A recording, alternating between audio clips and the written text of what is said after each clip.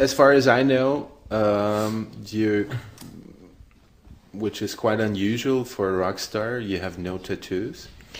No, I don't. Not yet, anyway. Been actually contemplating recently, potentially starting.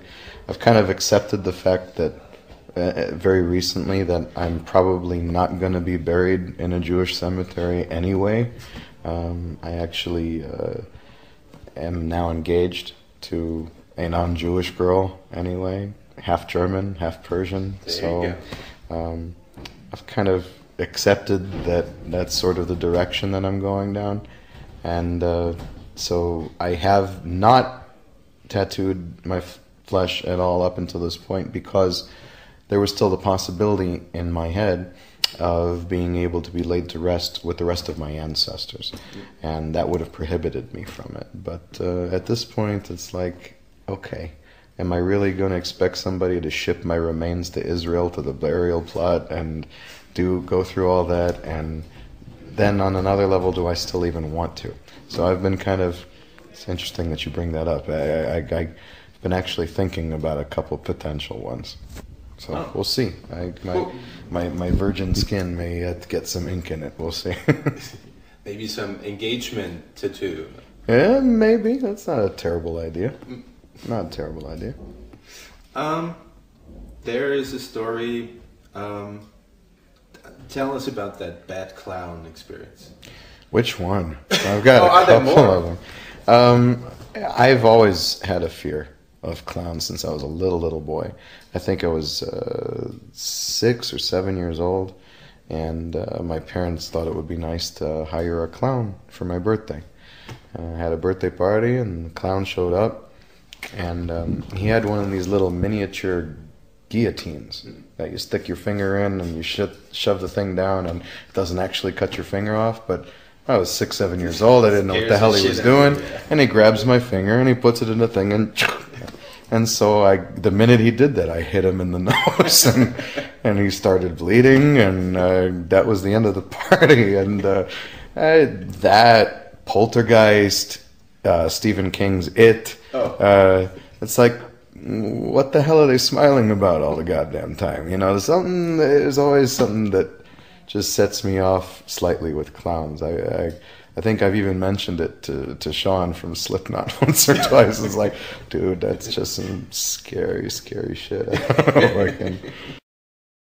In the beginning of your guys' career, you had quite some support from Jody Mayo from Manowar. Yeah. How's your relation now after all these years of success? Haven't spoken to him since then, really. We're still very happy that they are as successful as they are. It's always wonderful that in this part of the world that they still are embraced with open arms the way that they are. But yeah, Joey was the very first guy to potentially offer us a record deal. He came to Chicago, saw us play at a little place called Champs that we used to play on the south side of Chicago, and sat us down for a nice elaborate meal the very next day to start talking shop.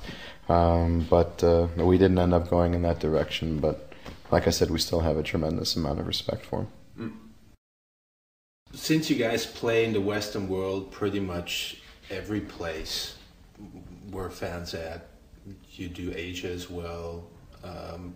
Is there a point in the career where you think we gotta do something very special live? Like we should play, I don't know, the Grand Canyon, or we should play some former Russia country, some weirdo place. It's interesting you bring that up.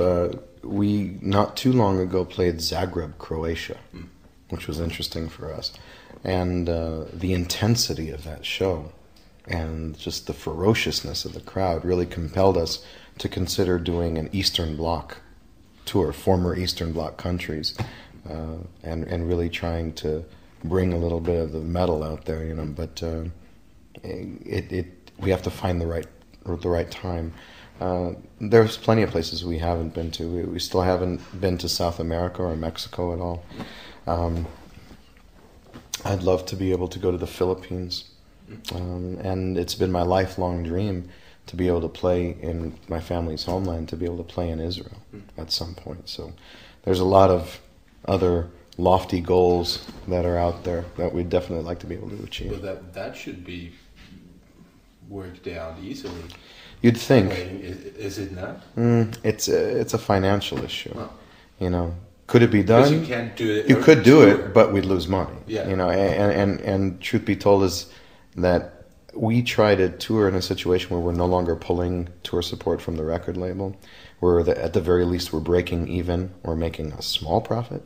So if we can't meet our costs, there's no real justification for it, just because it would make me happy. So it really has to build out in this half of the world to the point where the promoters there feel confident enough about being able to put together a show the size of which would generate enough money that would justify us coming there.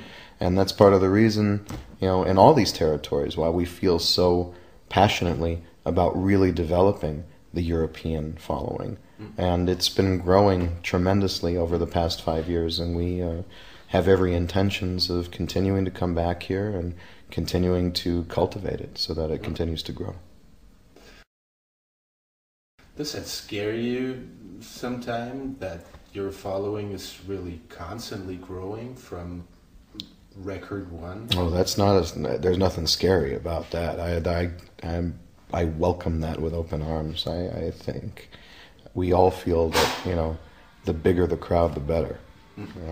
We love playing to a big audience, so it's really just a matter of mathematics. The more bodies in the room, the more energy you're receiving, and the bigger high you end up getting. It's all about that sort of symbiotic relationship that begins once a show starts. You channel energy into them, and they pour it right back into you, and it's overwhelming at times, but it's mathematical too. The more people doing it, the more energy you're receiving. So I welcome the growth of the audience. I welcome larger crowds and bigger audiences with every step of our career, and I'm nowhere near satisfied, not even close. I'd love for things to get to the point where that many of the great timeless rock or metal bands have been able to achieve, whether you're talking about Metallica or AC/DC or anyone else. We have no intentions of going anywhere, and we'll continue doing what we do, and hopefully we will eventually cross that hurdle. Excellent. Hey, what's up? This is David from Disturbed. You're watching Mulachak, the only TV you really need.